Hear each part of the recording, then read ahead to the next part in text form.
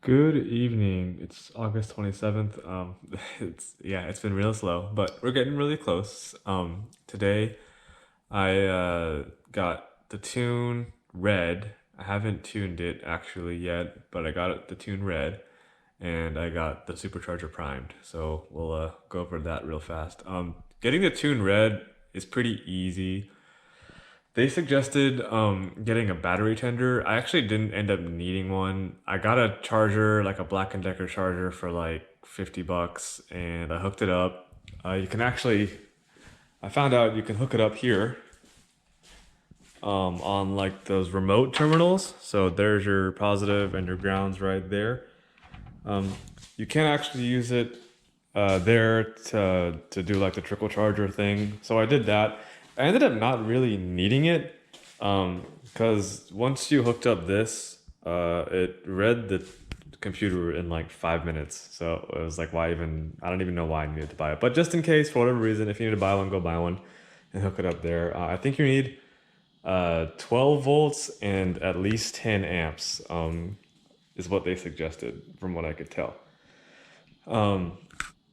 Now to actually do the tune, you need this connector here, which they provide. Go to their site, you download the Simon 2 software, and they also have instructions on the instruction section of their site on how to actually use the software. It's pretty easy. You open it, you connect this thing, you make sure the drivers are updated and everything, which you can do through the software, I think.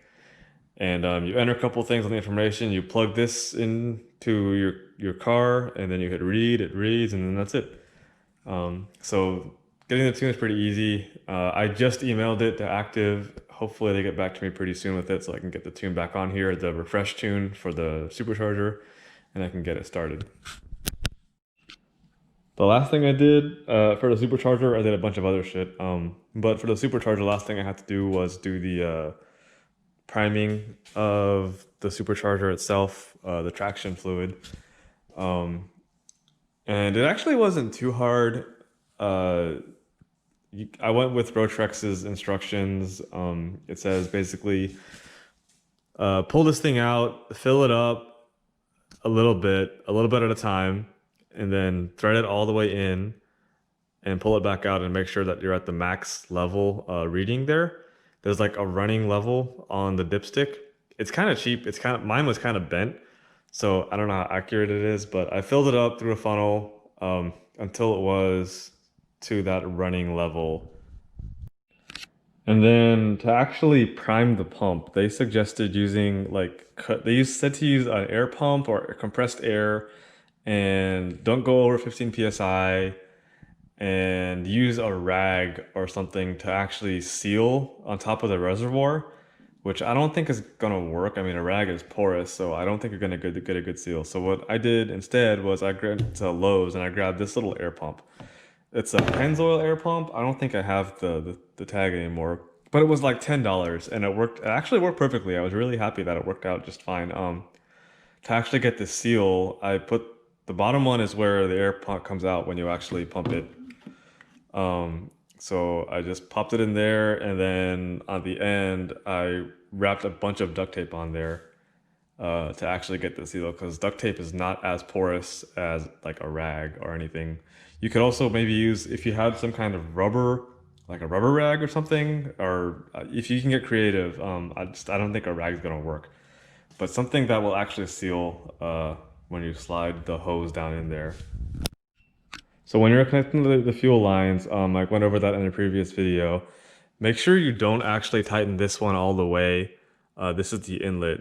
This should be the last one you want to do, and leave it loose, like not even finger tight. Let it be loose in general.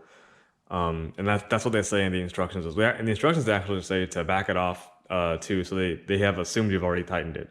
I never tightened mine down. So make sure that's loose because you want the air to vent while you're pumping it through. And then I had to get a friend. Once you have a little bit of level in here in the reservoir, grab your duct taped end of hose, shove it down there. I had to get a friend just really wail on it, holding it down as hard as he could to make sure you got a good seal, because I wasn't getting a good seal otherwise. But he had it in there. He was holding it real tight, and I pumped this thing pretty steadily, pretty slowly. And after maybe like 7 or 8 pumps, I saw some streaming out of here, so I quickly tightened it up. It's a 14 millimeter, so I have a 14 millimeter wrench handy. Mine actually might have been too loose because I lost a lot of fluid coming down. So hopefully some went in. So I tightened it down and I get a couple more pumps just to make sure that we had enough fluid in the supercharger for startup. And then it's just to come back here and top it off. The weird thing for me was when I came back here and checked the level again, I didn't lose any level really at all. I mean, there isn't a whole lot of volume in the hoses, so I guess that makes sense. But I still have like a ton of traction fluid left, so I might email Rotrex and see what's going on there. So I'll let you guys know soon how that turns out. But yeah, I think that's basically it. Now I just gotta wait on the tune to come back, and I should be good to go to start it up. So hopefully you guys see a startup video here pretty soon.